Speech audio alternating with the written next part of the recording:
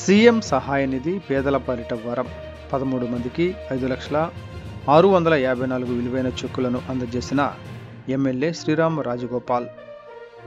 ఎన్టీఆర్ జిల్లా జగ్గైపేట నియోజకవర్గం జగ్గైపేట పట్టణంలోని ఈరోజు జగ్గైపేట నియోజకవర్గానికి చెందిన కలగుంట్ల విజయలక్ష్మి, గొల్ల కృష్ణవేణి, షేక్ ఫాతే అహ్మద్, కొప్పు బ్లెస్సీ, కలకంటి నాగరాజు, కలాలి పుల్లయ్య, గుంజి తిరుపతిరావు, షేక్ ఆలీ పాషా, కుంచపు శ్రీనివాసరావు, చింతకాయల శ్రీను, కమతాల హర్షిత్, వెంకట స్వాతి, పుట్టా జయదేవులకు వివిధ అనారోగ్య సమస్యల కారణంగా ప్రైవేటు ఆసుపత్రిలో చికిత్స అనంతరం వచ్చిన బిల్లులను సీఎం సహాయ నిధి నుంచి ఆర్థిక సహాయం మంజూరు చేయబడింది.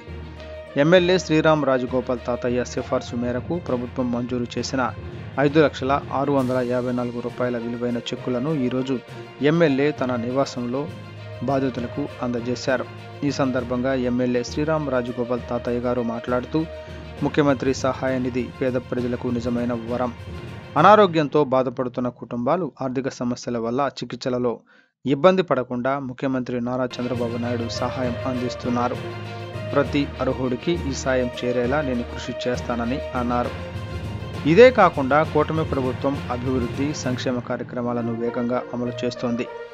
విద్య, వైద్యం, మహిళా సాధికారత, యువత ఉపాధి, రైతు సంక్షేమం వంటి ప్రతి రంగంలో కొత్త పథకాలను ప్రవేశపెట్టి ప్రజలకు మేలు చేసే పనిలో కూటమి ప్రభుత్వం కట్టుబడి ఉంది అని అన్నారు.